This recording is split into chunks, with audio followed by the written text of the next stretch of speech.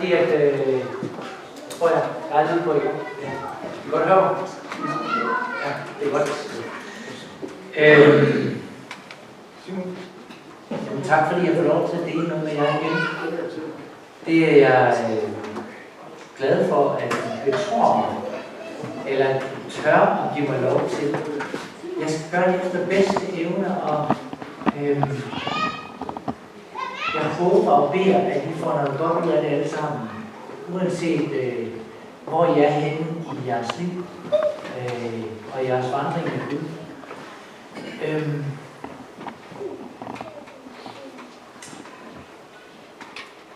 Jeg blev lige inspireret af det her med, fordi at der står nok troen for liv. Okay? Og Ninde, hun startede med lige at læse det her fra Jeremias, kapitel 29. Og der i vers 13 til sidst i Jeremias kapitel 29, som både blev læst på burmesisk og på dansk, så står der: søger I mig, skal I finde mig. Prøv lige at mærke efter det. Søger I mig, skal I finde mig. Her har vi noget af essensen af det her med en troen for liv. Og så siger den videre: når I søger mig af hele jeres hjerte, så er jeg finde. Okay? Og når vi snakker om det her med, at troen skal have liv, at det her med, at vi skal lade os røre, så er vi jo inde og røre ved noget her, som profet Jeremias inviterer os til at sige: hey, søg mig. Og så er jeg faktisk til at finde. Og så det her med, så udfordrer jeg, søg mig lige af hele jeres hjerte. Sæt jeres længsel, da den kommer i spil, så I virkelig længes efter det. Men hvad skal der til for at tro for det? Hvad skal der til? Jeg sidder og tænker på, at der skal noget tillid til blandt andet. Og sidste gang jeg talte, da jeg talte her i foråret i maj måned, så talte vi om det her med, at Gud vil lære Israels folk at have tillid til ham. Og tillid skal der til, fordi at det nytter ikke noget at vide, at man skal søge Gud for at finde ham. Hvis man ikke rigtig har tillid til, at Gud han egentlig vil os noget, og han egentlig vil os det godt, så tænker man, at det kan jo ikke betale sig. Fordi at jeg er jo ikke sikker på, at han vil mig noget godt. Så hvis vi skal have lyst til at søge Gud, så starter det med tillid. Så starter det med det her. Og når vi så har fået tillid, og når vi søger ham, så er det jo noget, der former vores handlinger. Altså fordi at, kan jeg søge Gud, og kun have det sådan, at det eneste måde, jeg søger Gud på, det er, at jeg fortæller jer, at jeg søger Gud. Det er det eneste måde. Jeg gør ikke noget som helst andet. Jeg siger bare, at jeg søger Gud. Har jeg så søgt ham? Er det så ikke bare noget, jeg så lige bare siger? Hvis jeg gik hen og sagde til jer, jeg skal nok tage opvasken, så ikke gjorde det. Så skete der ikke rigtig så meget med den opvask, så blev den jo ved med at ligge der. Er det ikke rigtigt? Så blev den jo ved med at være der. Så man kan sige, hvis jeg siger, at jeg skal nok tage opvasken, eller hvis jeg siger, at jeg vil søge Gud, så skal der jo være et eller andet, der tager fat i den måde, jeg lever og handler på, før det rent faktisk sker. Det er faktisk derfor, vi nogle gange i kristne traditioner kobler handlinger på det at søge Gud. At vi mødes her som fællesskab. Det er en måde, hvor vi skaber en ramme for at sige, okay, nu flytter jeg mig rent fysisk fra min sofa eller min stol, eller det jeg ellers lever, og sætter mig hen for at forsøge at se, om fællesskabet kan hjælpe mig nærmere. Nogen, når de beder, så går de på knæ. De sender deres krop med, fordi nu kan jeg mærke det, at det her, det koster mig noget at bede. Så jeg investerer noget i mig selv, fordi jeg siger, at det er det her, jeg lige til. Det er jo ikke fordi, det er magisk at gå på knæ, men jeg bruger min krop for at lære mit sind og mit hjerte, hvad det er, jeg gerne vil. Når jeg så kunne lide det, og nogen vælger at give en gave, så så siger jeg også, at hey, her investerer jeg noget af mig selv, noget af det, jeg selv har skaffe sammen. Og lad det koste mig noget at hente mig til Gud. Det er ikke fordi, at det er magisk at give en gave, og du pludselig får et bedre forhold til Gud. Men du sætter dig selv i spil på en eller anden måde. Så det her med, når troen får liv, så er der altså noget, der kobles sammen. Jeg har fundet sådan et billede her. Det er ligesom om, at det vi har i vores hoved, og det vi har i vores hjerte, eller i vores hænder, eller i vores knæ, eller i vores pengepung, eller et eller andet, de kommer til at hænge sammen. De får forbindelse. Det er ikke kun herover, men nu kommer det herned og kommer ud igennem mine hænder. Okay? Det er det, vi taler om, at troen skal have liv. Så når Jeremia siger, når I søger mig hele jeres hjerte, altså ikke med hele jeres klogskab, men med jeres hjerte, altså jeres vilje. Hjertet og jeres vilje hænger sammen. Så når I søger mig med jeres vilje, så er der fint. Så er jeg fint. Så er jeg til at få fat på. Og det er det, jeg synes, der er spændende at arbejde med. De vers, som jeg kommer til at bruge i dag, som vi sådan særligt skal give, det er faktisk kun 3 vers, og så I får lidt andre vers også, men der er sådan 3 vers, som ligesom er dem, der forfølger os igennem hele prædiken i dag. Og de står, nu får I lige, hvor det står i Kolossenserbrevet, kapitel 3, vers 15-17, og det er det første halvdel af versen. Så hvis man lige har brug for at sidde og læse det i sin egen oversættelse, så kan man lige slå op og finde Kolossenserbrevet, kapitel 3, vers 15-17. Fordi at nu starter jeg lidt her, men jeg vender lidt tilbage til det sted igen en gang imellem. Så tager vi et lille pluk mere, og et lille pluk mere, og til sidst så når vi i mål. Så jeg har delt den her tekst op. Men det første, der siges her i Kolossenserbrevet kapitel 3, vers 15-17, det er det, der står heroppe. Lad den fred, som kommer fra Kristus, kontrollere jeres tanker, altså styre jeres tanker. I bliver jo kaldt til at leve i fred, som lemmer på samme liv. Der tales om det her med, at vi er forbundet med hinanden, altså lemmer på samme læge. Og så er der noget med en fred fra Kristus, der kontrollerer vores tanker. Og hvad er det, der som for os som kristne skal kontrollere vores tanker? Hvordan er det, det former sig, hvordan er det, det kommer til udtryk? Og der skal jeg være lige leve med at se nogle vers igen. Han var med til formiddagsgudstjenesten, så nu får han lige et par enkelte vers, jeg genbruger fra formiddagsgudstjenesten. Jeg håber, du overlever. Men det, der egentlig er det der kontrollerer vores tanker, det er jo Helligånden. Det er jo den, der skal ind og forme os og farve os. Det er Helligånden, der skal have fat i os og påvirke os og tale til os. Og der håber jeg lige noget fra Galaterbrevet. Så vi springer lige derover, men vi vender tilbage til Kolossenserbrevet på et tidspunkt. Men det Helligånden frembringer i os, altså det Helligånden vil have til at fylde i os, det der skal kontrollere vores tanker. Det der gør os bundet sammen med hinanden, så vi hænger sammen og føler os forbundet som en enhed, som kristne brødre og søstre. Her i fællesskabet, og ellers, når vi møder kristne brødre og søstre. Det er det her. Det Helligånden frembringer os af kærlighed, glæde, fred, tålmodighed, hjælpsomhed, godhed og troskab, nænsomhed og selvbeherskelse. Se, det er jo ikke kun noget, vi har oppe i vores hoved. Det er faktisk noget, som kommer ned i den måde, vi lever og opfører os over for hinanden. Og så siger Paulus her i Galaterbrevet, ingen lov forbyder jo den her slags ting her. Altså, det er faktisk ikke forbudt at være kærlig, bare hvis der er nogen af jer, der er i tvivl. Men det er faktisk ikke forbudt, det må du gerne være. Det er okay at bære glæde og fred i dit hjerte. Det er okay at forsøge at være tålmodig. Det er okay at være hjælpsom. Det er okay at være god. Troskab. Hvad er det for et ord? Det er jo sådan lidt et halvgammelt dansk ord. Men et af de bedste steder, hvor vi har det, det er i ægteskabet, når man er forbundet med hinanden, så lover man hinanden troskab og siger, vi følges ad livet igennem. Vi hænger sammen, du og jeg, vi er et. Og når børnene kommer til, så er der nærmest sådan helt naturlig en form for troskab fra forældrene mod børnene, for de elsker deres børn.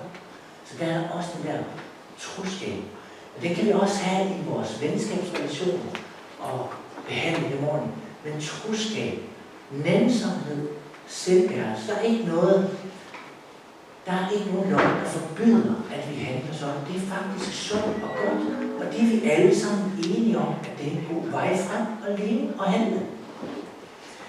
Så de, som lever deres liv med Kristus som Herre, siger han så videre, har korsfæstet det gamle liv med dets egoisme og begær. Se, det er nogle andre ord, egoisme og begær. Hvis jeg er super egoistisk og begærlig, så er det ikke sikkert, at jeg er så god til at have selvbeherskelse. Fordi jeg vil have det der, jeg vil have nu. Så det kan jeg sådan set ikke vente med, fordi det er mig, der skal have noget. Så jeg kan ikke beherske det. Eller det kan være, at jeg er mindre kærlig, fordi det er altså mig, der skal stå forrest i køen og have først. Og ikke dig. Kan I mærke det? Så egoismen og begær, det træder ind og træder foran de her positive ord, hvordan vi skal handle med hinanden. Okay? Da Guds ånd har givet os et nyt liv, må vi også følge åndens vejledning. Så når vi nu har taget imod Jesus, fået Helligånden, så må vi lade Helligånden lede os til kærlighed, glæde, fred, tålmodighed, hjælpsomhed, Gud, troskab, nænsomhed og selvbeherskelse. Det må vi lade Helligånden lede os til. Og så kommer der lige sådan en lille advarsel til sidst. Fordi hvis nu man synes, man er ved at være god til at være kærlig, og man er god til at være nænsom og selvbeherskende og ting og sager, så sker der nogle gange det for os som kristne, at vi tænker, hold da op, hvor er jeg dygtig. Hold da op, hvor er jeg dygtig. Så andre, der kigger på en, de siger, nej, det er det også. Men man kan godt lige få det der, når man lige sådan støder sig selv lidt, og så tænker, hold da op, hvor var jeg lige dygtig der. Fordi jeg var bare mega kærlig, da der var en, der var retfærdig, eller et eller andet. Og så siger man, wow, det er det, vi kalder på dansk at pusse glorie. Jeg ved ikke, om I har sådan et udtryk i Burmese, i Burma, men når man pusser glorie, så er det lidt ligesom, at en engel har sådan, i nogle billeder har sådan en glorie, hvor man så tænker, hvis sådan virkelig skener, så er det bare herligt. Når vi sådan virkelig synes, vi er gode, så siger man, at vi pusser vores glorie. Og så andre sådan virkelig, prøv lige at komme og se, hvor god jeg er. Prøv lige at komme og se, hvor god jeg er. Ikke? Det er det, han lige advarer mod her sidst. Stop lige det der. Det er altså ikke smart. Det er ikke den måde, du viser kærlighed på. Det er ikke ved at begynde at være prangende med den kærlighed. Altså så vær ikke selvglad. Fordi hvad der sker, når vi er det? Han siger, det provokerer og skaber misundelse. Det er det, det føder. Når vi lige synes, at vi er lidt for meget bedre end de andre hele tiden, så får det den der bivirkning. Nej, vi skal holde os til det øverste. Kærlighed, glæde, fred, tålmodighed, hjælpsomhed, Gud, troskab, nænsomhed, selvbeherskelse. Hvad man skulle lave sådan en rytme, hvor man lige kunne øve de der ord der. Jeg ved ikke, hvor hurtigt man kan sige det med træk, men det kan være, at I kan øve jer på. Tag et billede af dem og lige øve jer på her. Men det kræver stor tillid, det her til Gud. At vælge det her. Og hvis jeg så skal komme med et rigtig godt eksempel, som ikke lige står derovre, men en del af det at være kærlig, en del af det at være god, en del af det at have troskab, en del af det at have selvbeherskelse og være tålmodig, det hænger måske nogle gange sammen med at tale sandt. Men det, vi ved, at Guds ord kalder os til at tale sandt, at vi altid taler sandt. Når man er ung, så kan man godt føle sig frisk til, at det ikke altid lige det nemmeste at tale sandt. Ved du hvad, det kan man faktisk også, når man er voksen. Så kan man faktisk også blive fristet til det. Det er ikke bare, når man er ung. Fordi at det er bare så svært. Men det er det, der er vores kald. Og det er fordi, at nogle gange så er det bare nemmere, hvis jeg lige kunne undgå at tale sandt. For så kan det være, at jeg kunne slippe for nogle problemer. Hvis jeg bare lige talte næsten sandt. Men Bibelen vil gerne have, at vi taler sandt. Guds ord vil gerne have, at vi taler sandt. Også selvom jeg kunne have slukket for problemet, hvis jeg nøjes med at tale næsten sandt. Det kræver utrolig stor tillid at vælge tålmodigheden, vælge hjælpsomheden, vælge godheden, vælge troskaben, vælge næstigheden, vælge tilværelsen. Vi skubber, når vi vælger det her, så skubber vi fristelsen til at handle egoistisk og ondt i bagkæden og prøve at give plads til det. Og frugten af det er faktisk lidt af levende tro, en levende relation, en levende kærlighed, som faktisk har den der lille bonuseffekt, at når vi handler på den her måde her, og vi lærer Helligånden vejlede, så fylder vi os faktisk også med en form for glæde og fred i vores hjerte. Fordi at vi har på en måde vores samvittighed i orden, når vi går efter det. Så i stedet for hele tiden at være bange for at træde forkert og gøre noget forkert, så skal vi bare være meget fokuseret på at gøre noget rent og gøre noget godt hele tiden. Så bliver det faktisk så alt der, vi kan blive frisk til at gøre forkert, det fylder mindre og mindre. Fordi det er spændende at være fokuseret på, hvor kan jeg gøre noget glad? Hvor kan jeg velsigne noget? Hvor kan jeg gøre godt? Men den der levende relation, der stopper ikke der, så nu springer vi tilbage til Kolossensebrevet igen. Og der tager vi bare en lille bitte linje, hvor han siger videre i teksten. Vær altid taknemmelig. Den levende relation til Gud kalder på, at vi er taknemmelige. At vi udtrykker vores tydelige tak til Gud. Så hvordan ser taknemmelighed ud? Der vil jeg sige, sæt ord på din taknemmelighed. Lad det ikke bare være noget, du går og tænker inde i dit hoved, ikke for dig selv. Men våg og lad det komme ud af din mund. Faktisk så er det også sådan, at i Rombrevet, der står der, den som med hjertet tror og med munden bekender, skal frelses. Se, den levende relation, den har også sådan lidt den samme kobling. Ja, jeg skal være taknemmelig i hjertet, men ja, det er for liv, når det kommer ud af min mund, min taknemmelighed. Og det er både min taknemmelighed over for Gud, men det kan faktisk også være vores taknemmelighed over for mennesker omkring os. Dem Gud har velsignet os med på vores vej, som hjælper os og gør gode ting for os og støtter os og ting og sager. Udtale taknemmelighed. Det er ikke kun over for Gud, du skal sige tak. Men faktisk træn også dig selv i at sige tak, når der er nogen, der er en utrolig god ven, en utrolig god veninde, en utrolig god støtte, eller en utrolig god hjælp et eller andet sted i dit liv. Så lad det komme ud af din mund. Sig det. Tal det. Så mennesker mærker, at du er taknemmelig. At du er et menneske, der bærer taknemmelighed med i dit hjerte. Okay? Lad det kendetegne dig. Okay? Så han siger, vær altid taknemmelig. Der står ikke på mandag i lige uger. Vel? Det er ikke der, du skal være taknemmelig. Nej, det er vær altid taknemmelig.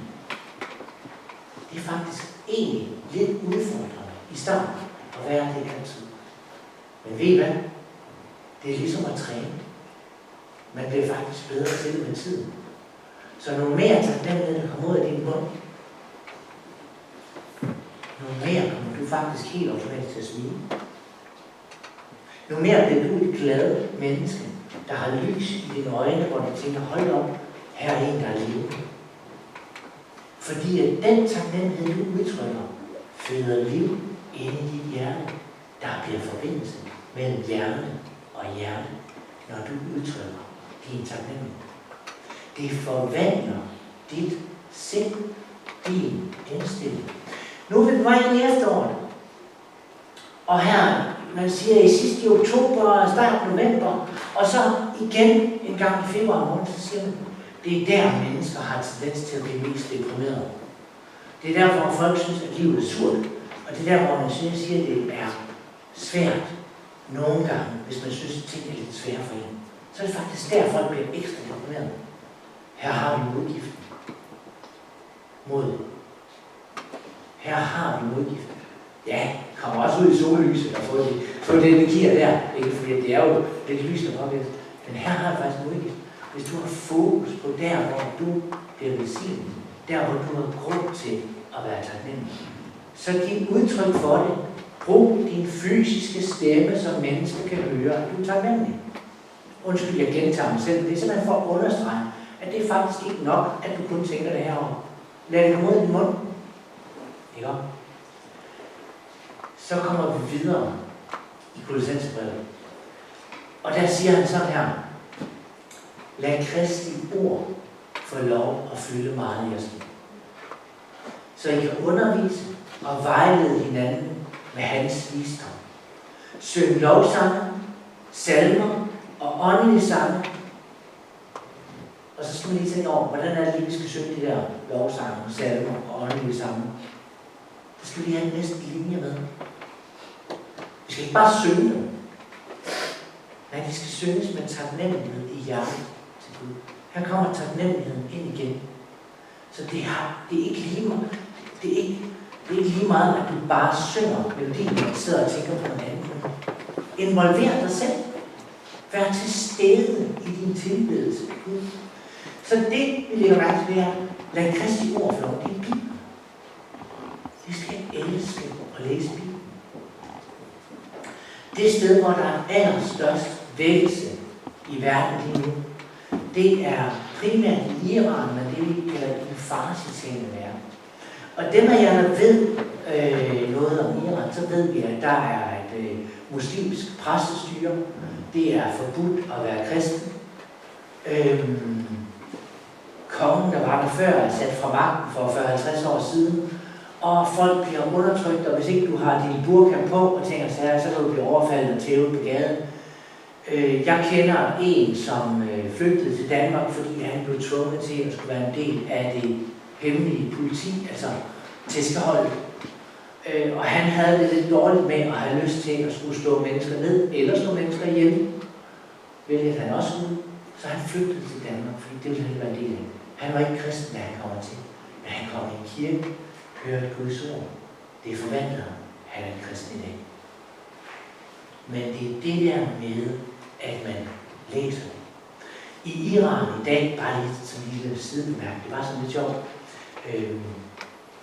der er det sådan, at hvis du finder, der er sådan en mailadresse eller et telefonnummer, når man kan skrive til et eller andet, så kan du skrive til det, så kan du skrive, hvor du bor, og at du gerne vil have et nyt testament.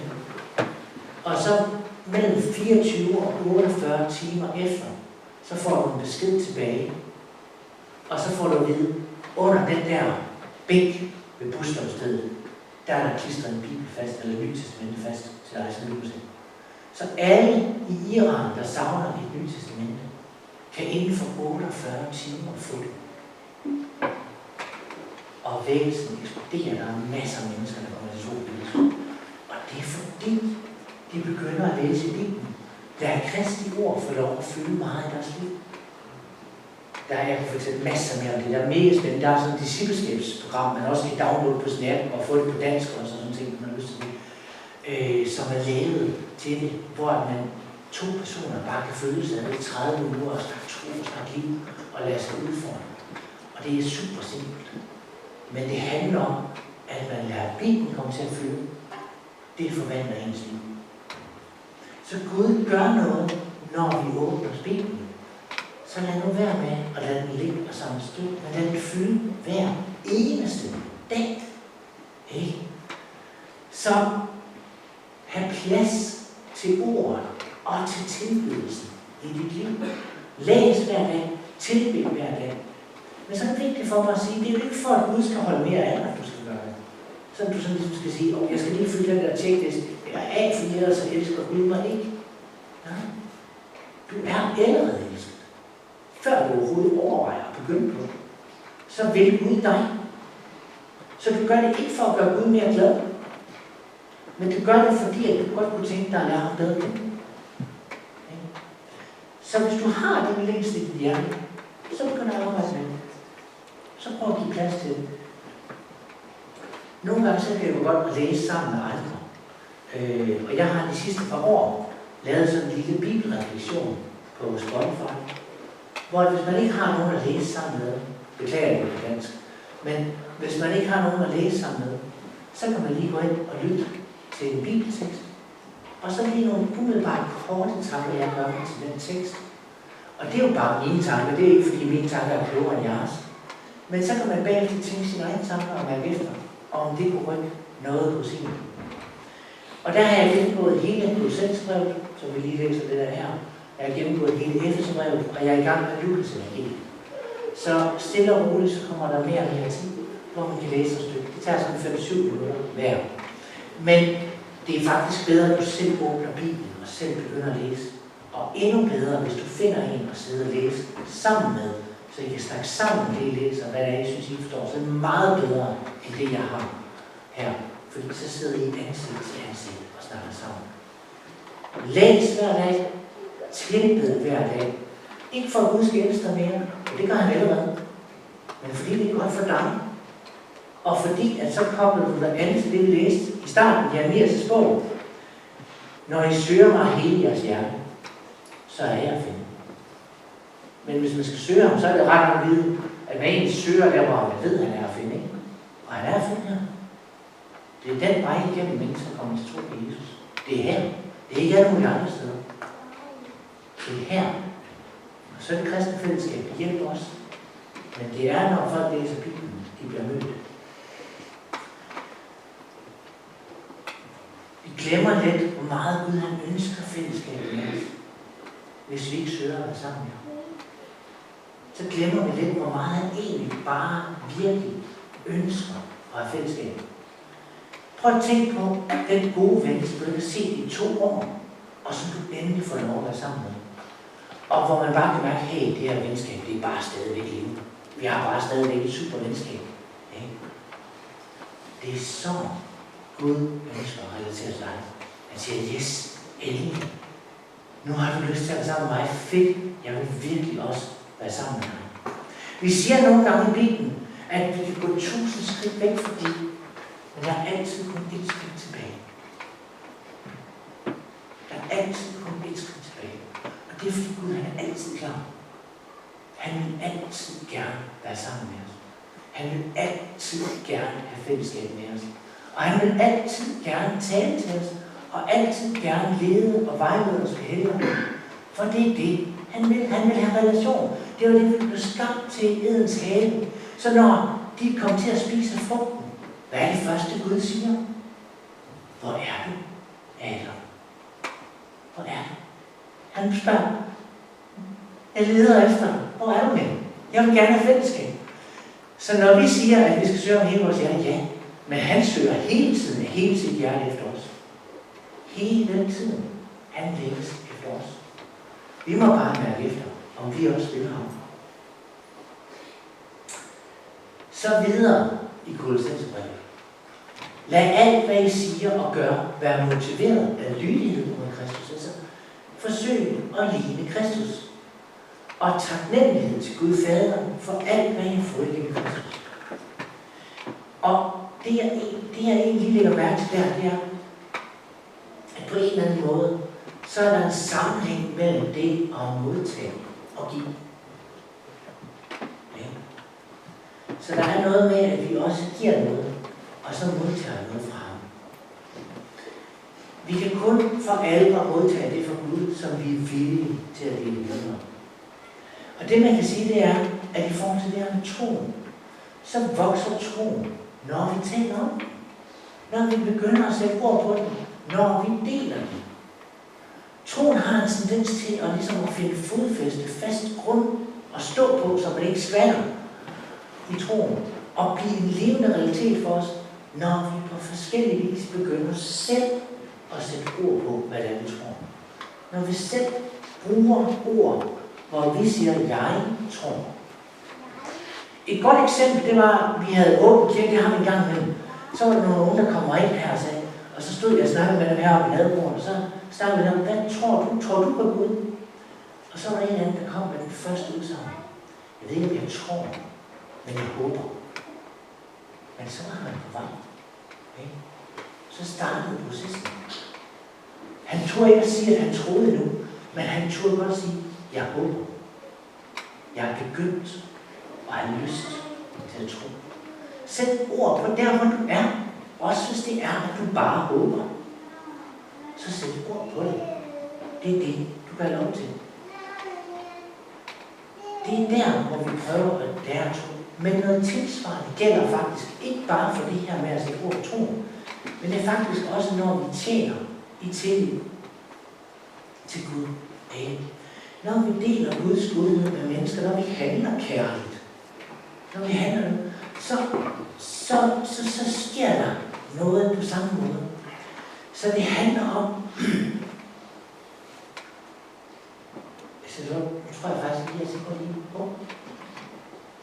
I alt, hvad I siger og gør, står der. Det var lige den der, den kommer nu til her. I alt, hvad I siger og gør. Det er jo både ord og handling. Men det er der, hvor vi skal have tillid til, at det er det, der er værd at gøre. Og der vil jeg bare lige minde om det her fra sidste gang, hvor jeg talte i maj måned, hvor Moses fortalte om den vandring, de havde gjort. I 40 år har han ført igennem ørkenen, uden jeres tøj og sko beslidt op. I fik hverken almindelig brød eller vin eller øl, men Herren sørgede for jeres behov. Hvorfor gjorde han det? Hvorfor var Gud god? For at lære jer, at I kunne stole på ham, eller for at lære jer at sætte jeres lid til ham, som Herren er skud. Altså, så det starter med tillid, så får vi mod til handling, når vi ved, at han er værd at stole på. Så tillid kalder på handling. Og der har jeg sådan et lille billede her til jer. Og beklager, at det er lidt mørkt, det her billede. Men til venstre, der har vi sådan en lille stikling. Det er en lille gren, der er klippet af en plante, ikke? Kan I se det? Og til højre i den anden hånd, så er der en gren mag til, men der har været nede i den jord. Og den har fået lov til at stå i jord. Og hvad er det så sket med? Den er begyndt at danne rødder. Den er blevet tykkere og stærkere i stammen. Den er begyndt at vokse. Ikke? Vores handlinger giver plads til, at det Gud lader vokse frem i vores liv, danner rodnet i vores jordbund. Vi har lignelsen om sædemanden, der sår på marken, og hvor vi nogle gange synes, vi selv har hård jord. Men den måde, du får blødere jord på, det er at vælge at sige, hey, nu begynder jeg at prøve at handle på min tro. Så det, du gerne vil plante i mit liv, det får lov at sætte rødder i mit liv og spire og blive stærkere. Det er ikke mig, der er stærk, det er det, du planter i mit liv, der er stærk. Men jeg vil gerne give plads til, at du planter i mit liv. Så hvis man kan sige sådan her, så siger vi, at tillid kalder på handling. Handlinger, de bringer det fra hovedet til hjertet, og handlingerne gør, at de husker længere. Handling i tillid forvandler os livet igennem, og hver handling forstærker den her forvandling. Så om man så kan sige fravær af handling, flytter omvendt troen væk fra hjertet. Fravær af handling reducerer troen til at være noget, man kun snakker om, men ikke noget, der er hernede og har fodfæste i os. Og så til sidst, så har jeg lige et par idéer til, hvordan man kan handle i tillid til Gud. Og beklager, det er jo lidt lange forklaringer, men jeg prøver bare lige at se. Men det vi lige slutter af med, der er lige en ting mere. Ja, undskyld. Næsten slutter af det, ikke? Men vi kan have en lyttetjeneste, vi kan have en nysgerrigtjeneste, vi kan have en lærertjeneste, vi kan have en lyttetjeneste, og vi kan have en trosfyldt eller frimodig tjeneste. Og alt det her, det leder til styrket tro og til en forunderlig form for trivsel. Hvis jeg nu skal komme med eksempler på, hvad jeg mener med lyttetjeneste. Det er noget, vi lader os lede til på baggrund af en indre tilskyndelse. Noget, vi føler Gud, han minder os om. Det er ligesom du nævnte, at du blev mindre om noget. Det er en lyttende tjeneste. Noget, der blomstrer frem, fordi vores opmærksomhed er ret mod Gud. Ja.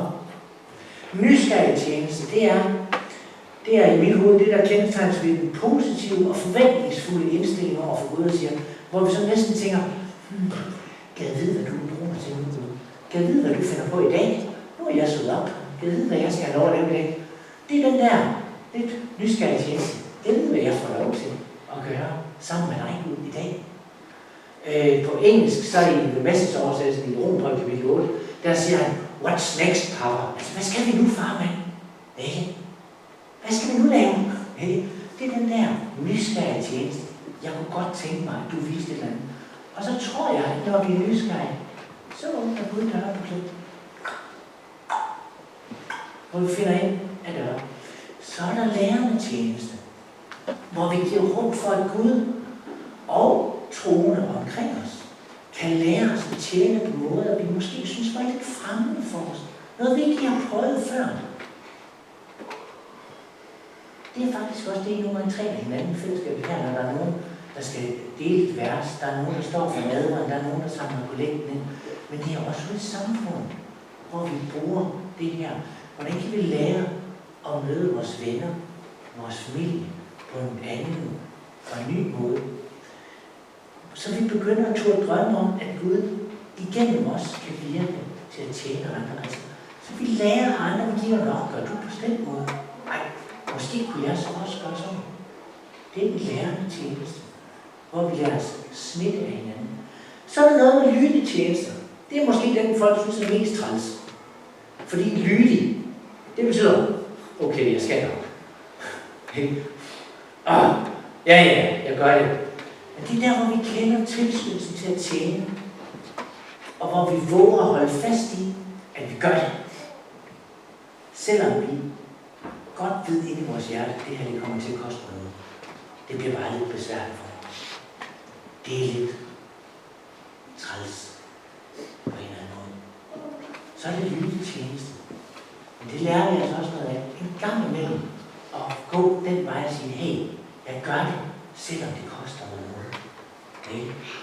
Der er måske heller ikke udsigt til, at det giver kæmpe gevinst, eller kæmpe frugt, eller der sker noget fantastisk. Men jeg gør det alligevel, fordi jeg ved, det er det rigtige at gøre. Ja. Det er den lydige tjeneste. Så er der trosfyldt og frimodig tjeneste. Nu skal jeg lige have sådan, jeg kan læse alt det, jeg har skrevet der. Det er der, hvor vi på baggrund af vores tilskyndelser og fornemmelser af, hvad Gud vil. Så der kan vi nogle gange først og fremmest af, at Gud vil have, at vi skal gøre det her og det her, men det er bare lidt mærkeligt. Det er lidt svært at forstå, at jeg skal. Og hvor vi tænker, hold lidt derop, kan du virkelig finde på at gøre det? Og vi tænker, hold da op, der kan jeg risikere at blive til grin. Eller et eller andet. Men vi føler bare, at Gud præger til det, så jeg må nok hellere gøre det. Så er det trosfyldt og frimodig tjeneste, fordi du våger at gøre det, så du tænker, jeg kan blive til grin. Det kan være lidt pinligt. Et af de steder, hvor jeg oplevede det i mit liv, og tilgiv mig, hvis jeg har nævnt den før, så må jeg undskylde. Men jeg tror, jeg var super generet som ung, det skal lige have. Men så som 18-årig, så var man bad for mig, at jeg skulle blive formodet til at tale om for andre. Fordi at det følte jeg, at jeg skulle, og det havde jeg bestemt ikke lyst til. Jeg kaldte mig faktisk et svin. Tilgiv mig, det var ikke pænt sagt, det var forkert. Men det gjorde jeg faktisk, fordi jeg var så vred på Gud over, at jeg skulle stå foran andre mennesker, som jeg står med. Det brød jeg mig ikke om. Men så skete der, efter at Gud havde givet mig den her formodighed, så skete der en gang noget, hvor jeg så tænkte, nu bliver jeg bange igen, nu bliver jeg lige utro igen. Og så var det som om Gud han stillede mig et spørgsmål. Anders, er du bange for, at du skal blive til grin, eller jeg skal blive til grin? Og så var jeg afslået. Fordi det jeg var bange for, det var, at jeg skulle blive til grin, og ikke at han skulle blive til grin. Fordi jeg tænkte, han har styr på det. Okay? Men jeg var bange for selv at blive til grin, og derfor var jeg pludselig bange for at tale for en anden. Fordi jeg ikke selv kunne blive til grin. Okay? Så det blev lidt frygt af Israel selv. Men fordi han afslørede mig, så fandt jeg formodningen igen, for jeg tænkte, okay, det er faktisk ret lige meget, at jeg bliver til grin. Bare Gud vil ære. Det er sådan set det vigtigste. Så når vi handler på den her måde her, så leder det til styrket tro og en forunderlig form for trivsel. Vi har ikke længere bare ord for det, vi tror på. Det er dannet rødder. Det er blevet til liv i vores hjerne, og vi har fået lov at mærke, at troen er levende. Vi ved handlinger i tillid, i lydighed mod Guds kald, forbinder vi os med ham. Vi lader hans liv blive plantet i vores jordbund, og vi bløder vores egen jordbund op, så det lidt bedre kan vokse der ikke. For det han vil lade vokse frem. Og det er det billede der til sidst skal tale om. Så den der relation, hvor vi siger, hey Gud, du må gerne sætte rødder i mit liv. Så det du vil plante, det får lov at vokse frem. Det er faktisk det eneste. Lad os bede sammen. Kære far, tak fordi at du minder os om forskellige ting. Og Gud, jeg beder dig om, at noget af det her del må på en eller anden måde kunne bruges her. Det er forskelligt, hvad det er, vi har brug for at høre. Men jeg beder dig om, at der må være noget godt til hver eneste her i dag. Og det må gøres godt i vores relation til dig. Og vi må føle os forbundet, både i vores hjerne og i vores hjerte med dig, så vi har en levende relationsvej. Det længes vi efter. Kom, hjælp os med det i Jesu navn. Amen. Så. Og undskyld, hvis det blev for langt. Det må vi. Er det mad nu, eller er det med sammen? Yes.